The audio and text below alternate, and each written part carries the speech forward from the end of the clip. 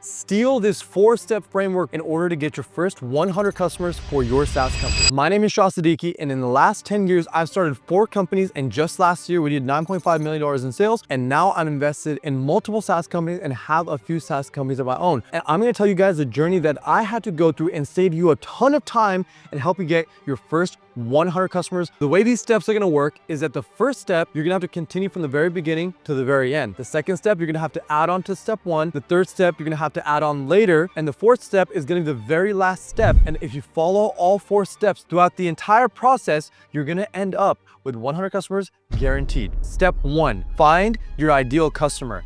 It's not just about finding your ideal customer, it's about interacting and becoming best friends with the people that you believe need to buy your software. You've come up with a great idea, you know exactly what it is that you want to do. Now you need to go talk to people about it. If you don't talk to people, what's going to happen is you think you're creating the best solution, but in reality, you just are taking that based on speculation. Maybe you had a problem of your own, or maybe you've heard about somebody else talk about it. Well, go talk to 100 people. And not only do you want to do that in the very beginning, but you want to continue that throughout the entire process of you building your software. Now, where do you do that? Number 1, Facebook groups. For example, if you're building a software for restaurant owners, there's Facebook groups that exist with restaurant owners in your local community. Go join those Facebook groups, see where those people are hanging out, see what they're doing. Maybe they're putting together meetups and you can go hang out with them and actually get to talk to them in person. Or maybe you can just add them as friends and shoot them some messages on Facebook. That's a great way to connect with your local community and the people that might buy your software one day. Instagram, guys, the power of Instagram is absolutely insane. The people who are on Instagram are the perfect demographic,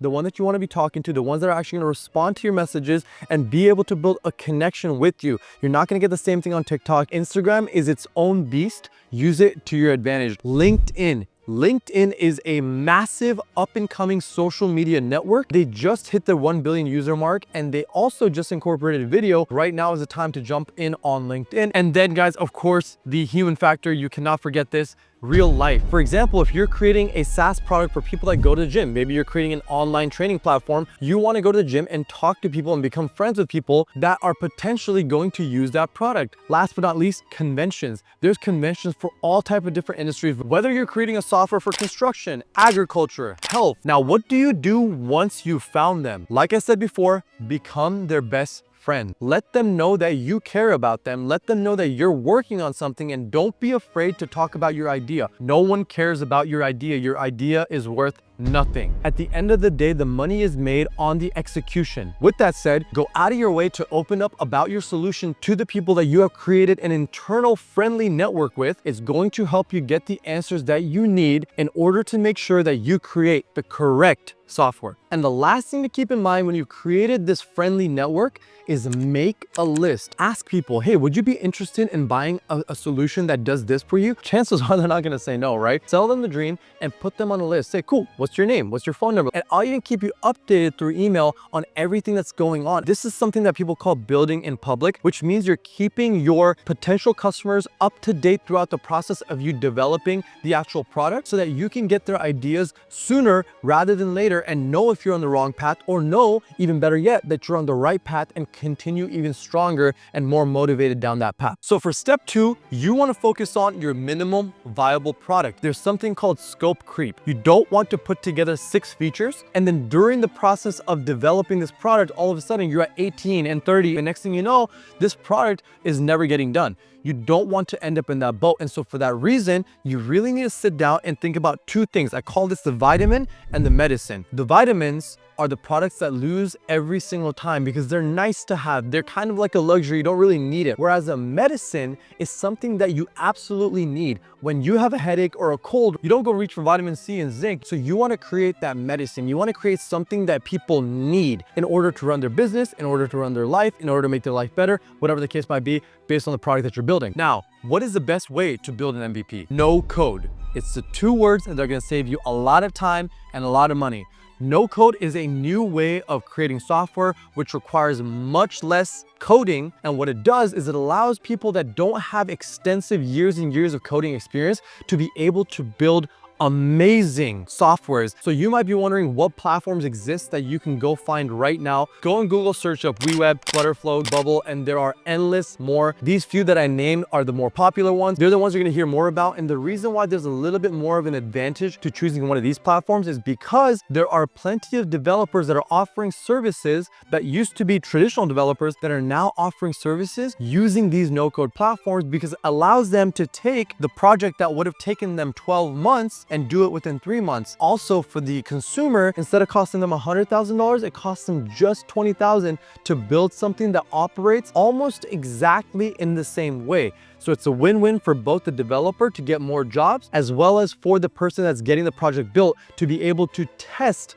their project sooner. And that's the key word, guys. The MVP is being built not to be the perfect product, but to be the perfect product to test the market that you want to sell to. If you build the minimum viable product using a no-code platform, chances are, as you scale higher and higher and get more users, it'll start slowing down. And of course, at that point, you won't be worried about money, because once you have 10,000 users or 5,000 users or whatever that number might be for you, you should be generating enough of an income to be able to justify spending $100,000 now on a traditionally coded platform that works the way that it was intended to, but now you have a proven product that you know is going to sell. And lastly, when it comes to the MVP, I know you might be wondering where you can find people to help you build this product. Well, luckily for you, there are platforms that exist that help you find developers that specifically will help you build a platform using no code. Here's a few examples: Upwork, Fiverr, and of course the forums and communities that exist on Webflow, Flutterflow, and Bubble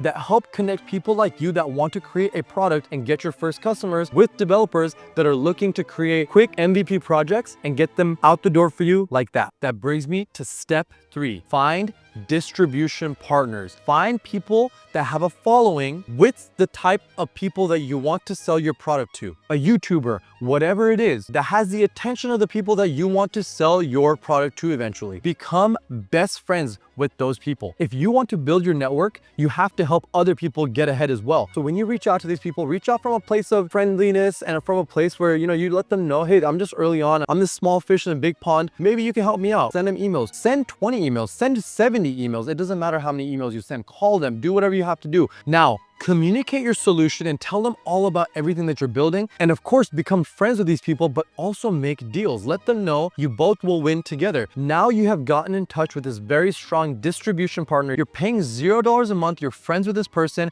And now you want to go ahead and keep them updated the same way that you're keeping all your other friendly network updated throughout the entire process, through newsletters, through text messages, whatever it might be. Once your MVP is done, you want to utilize the following that your distribution partner has in order to help you gather the most amount of people you can in order to execute the last and final step, the exclusive launch. Now, I didn't say private launch. I didn't say small launch. I said the exclusive launch. And it's exclusive because you're going back to the list that you've been creating throughout the months and months that you've been developing this MVP. You're going to take that list and you're going to shoot everybody out a personalized invitation to come get a first look at your software product. It's not that difficult to get people to say yes. All you have to do is let them know that you're doing something that is going to change the way that they run their business. I promise you, people are willing to give you at least 5 to 10 minutes of their attention. If you can't convince them to stay after 5 to 10 minutes of them being in your webinar or being at your local meetup that you do, then chances are you probably haven't created something that well. You should probably go back to the drawing board. But if you created something good, they'll give you the first 5 minutes for free, and you've earned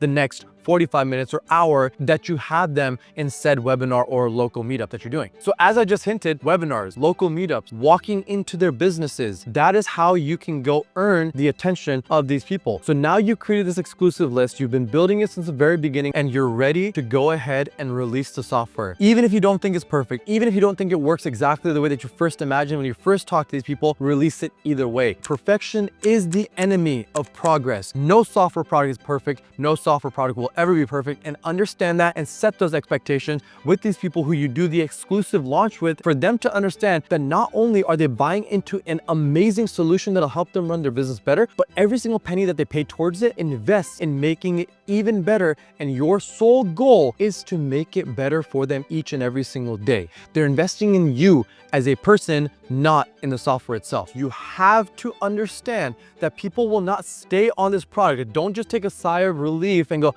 oh, my work is done. The truth is your work is not done. Your work has just begun. Whatever you've done for the past 10 months, 1 year, 2 years, whatever it is now 10x that much more difficult and that much more important. You want to make sure that you're watching really carefully on how people are using your solution. You're listening to how they're using your solution. You're listening to what they love. And more importantly, you're listening to what they hate. This is your time to learn, adapt, apply all the knowledge that you're gaining from these people using your software. Don't be worried about getting the next 100 or the next 1,000. Be worried about listening to what the first 100 have to say. That is the magic trick that's going to get you 100,000 customers or 1,000 customers or whatever your goals may be. If you go and do research on the top SaaS company owners and founders, you will realize that their number one advice they'll give you is pay attention to the users. That is what your job becomes after you've released the software. And I promise you, if you do all of this, you will get 100 customers without a problem and be well on your way to getting thousands and thousands more. Guys, thank you for tuning in. I hope this helps you with your SaaS company. My name is Shah.siddiki. I'll see you next time.